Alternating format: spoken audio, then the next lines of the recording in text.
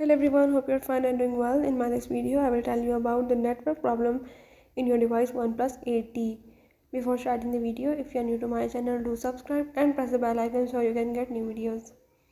So if you're having any network problem, like you're having issue related to the mobile data or SIM network, you can solve all these by the method as I am showing in this video. So follow the steps and watch complete video and learn how you can solve the network problem in your device OnePlus 8T. Let's watch the video.